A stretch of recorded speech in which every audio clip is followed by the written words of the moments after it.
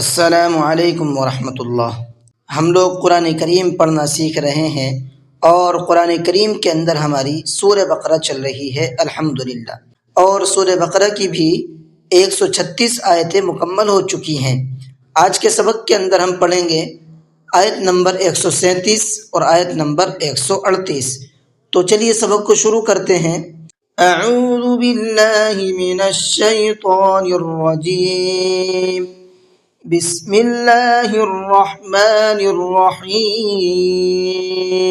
فَإِنْ آمَنُوا بِمِثْلِ مَا آمَنْتُمْ بِهِ فَقَدِ اهْتَدَوْا فَإِنْ آمَنُوا، یہاں پر دیکھیے نون ساکن ہے اور نون ساکن کے بعد میں حمزہ آ رہا ہے۔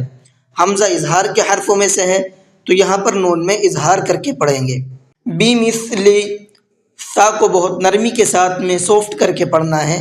ما آمنتم، یہاں پر چھوٹا مد ہے، اور چھوٹا مد آنے کی وجہ یہ ہے اس لیے کہ یہاں پر یہ حروف مدہ ہے، اور حروف مدہ کے بعد میں حمزہ آ رہا ہے، وہ بھی اگلے ورڈ کے اندر۔ اس کنڈیشن میں چھوٹا مد بنا ہوا ہوتا ہے۔ اگر حروف مدہ کے بعد میں حمزہ دوسرے ورڈ کے اندر آتا ہے تو وہاں پر چھوٹا مد بنا ہوا ہوتا ہے۔ اس کو 1 سے 3 الف کے برابر کھینچ کر کے پڑھیں گے۔ آمنتم، یہاں پر یہ نون ساکن ہے اور نون ساکن کے بعد میں تا رہا ہے۔ تا اخفا کے حرفوں میں سے ہے، اس لیے یہاں پر نون کے اندر اخفا کر کے پڑھیں گے۔ آمنتم بہ، یہاں پر یہ میم ساکن ہے اور میم ساکن کے بعد میں با آ رہا ہے۔ میم ساکن کے بعد میں با آتا ہے تو وہاں پر بھی غنہ اخفا دونوں چیز کر کے پڑھتے ہیں، اس لیے کہ یہ اخفاء شفوی کا قاعدہ کہلاتا ہے۔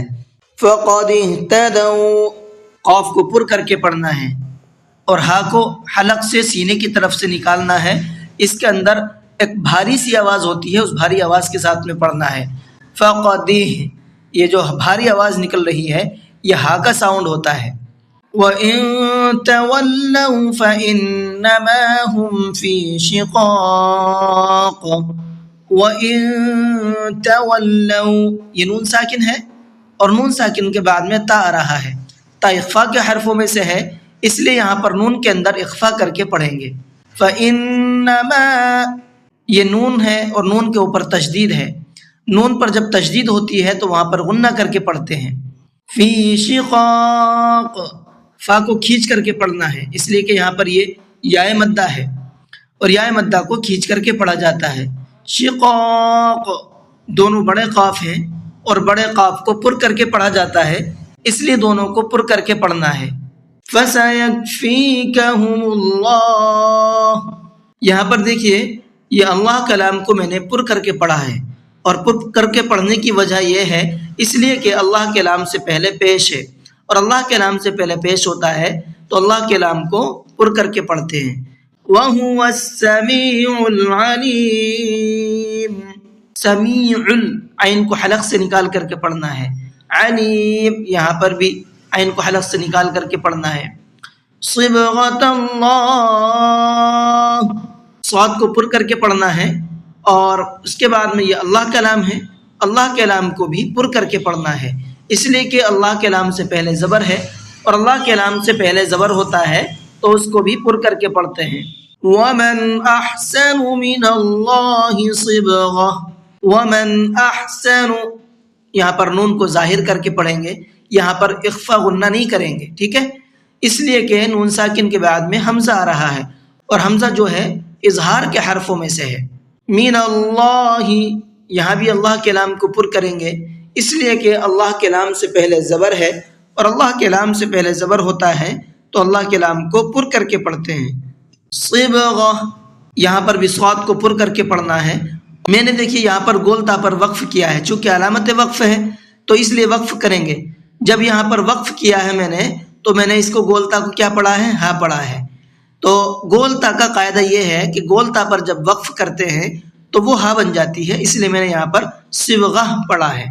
وَنَحْنُ لَهُ عَابِدُونَ، عابدون کا عین کو کھینچ کر کے بھی پڑھنا ہے اور حلق سے نکال کر کے بھی پڑھنا ہے۔